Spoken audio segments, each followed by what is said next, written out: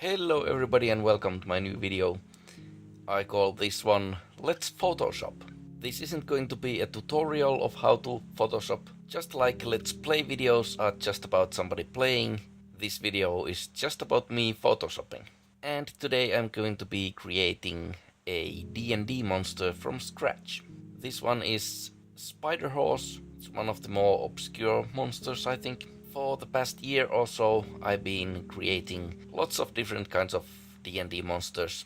The series I've been creating is called D&D Monsters Doing Everyday Things. For example, I had a giant wasp driving a car, I had the Myconoid dancing, I had a goblin flossing teeth, there was a mummy reading a book, there was a sampling mound vlogging, and a displeasure beast vacuuming, a lich taking a selfie, mimic watching telly, a flump washing dishes, rust monster shopping, owl bear taking out the trash, a gelatinous cube fishing, and so forth. Okay, let's see what I'm doing. First I'm cutting out all the legs. I have a very special technique on how I cut, which is probably all wrong because there's like 80 different tools in Photoshop for cutting alone. But I like the manual way. I think it gives me most control and finesse over the cutting process. Because 80% of what you do in Photoshop is actually cutting and pasting.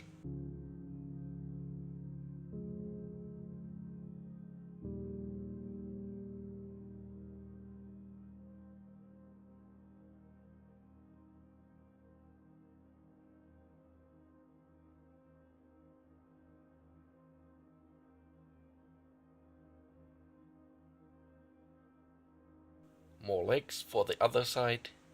It's just the same process over and over again.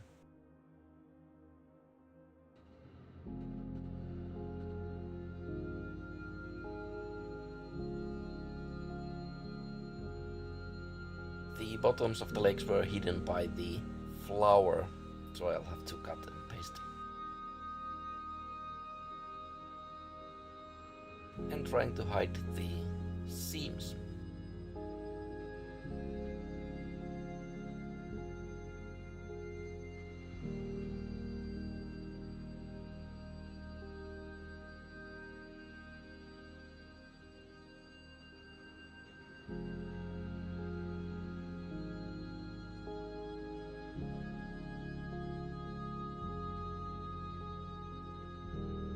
I chose the horse picture for this.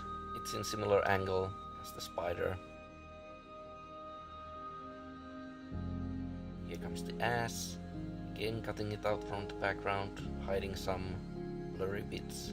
Using my cloning tool, trying not to make it look. When I started my Photoshop hobby, an expert told me that you are never supposed to use the cloning tool because it leaves a really obvious pattern behind. But I think if you use it well enough, nobody's going to notice that. It's one of the basic tools in Photoshop after all, so I don't think they are bad tools in Photoshop at all. It's just that you have to find the right tool and learn how to use it. And now the eyes. These eyes come from the actual spider, but I'm not sure if I'm going to be using them in the end. I might go for full black eyes instead, because these look a little bit silly. Well, I think they are fine.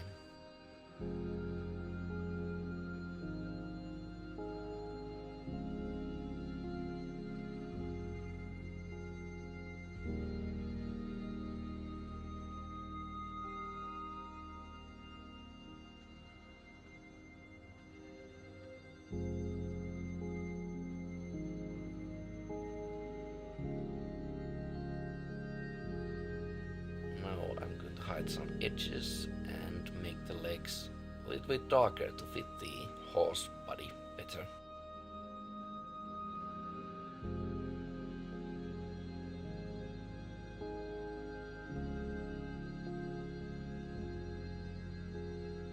And I realized my spider ass was in the wrong angle, so I'm creating another one.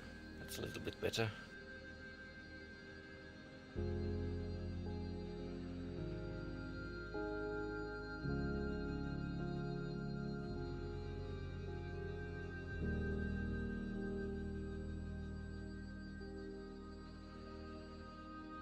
Now some shadows. Cleaning up the shadows. Twisting and turning the shadows so it fits the contours of the horse better.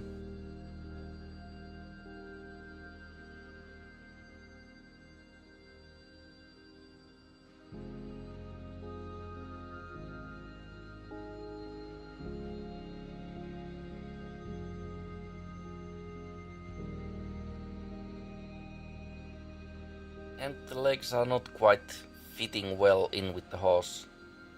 So I'm adding pieces to make it look like they are really coming out from the horse and not just copy pasted on top of it.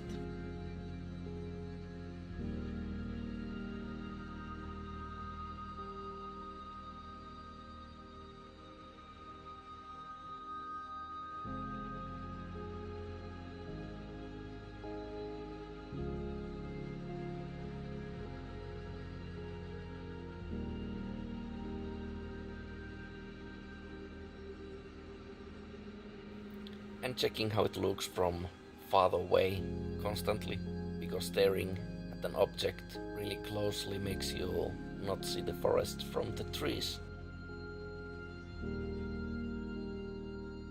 And now the hooves. I'm not happy with how the hooves turned out, but I think I might replace them completely, because now they look really weird. I have basically zero knowledge of horse anatomy, so.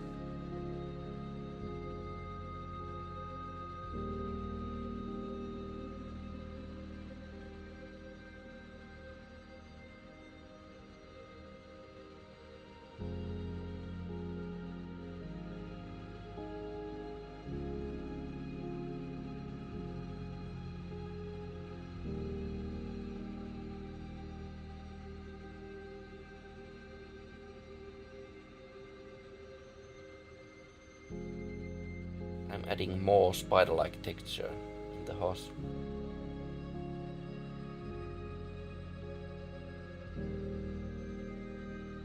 Changing the colors a little bit so the legs look more similar to the horse. The whole thing looks more uniform.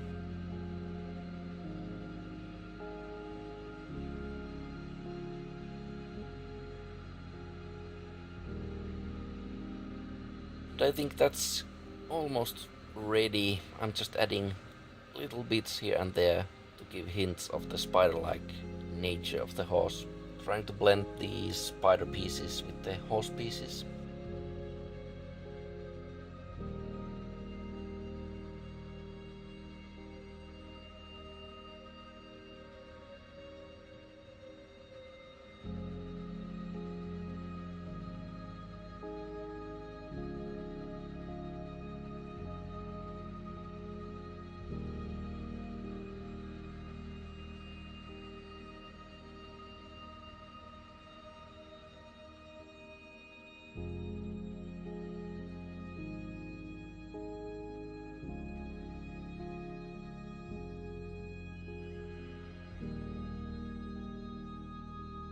And I think that's it for the monster itself.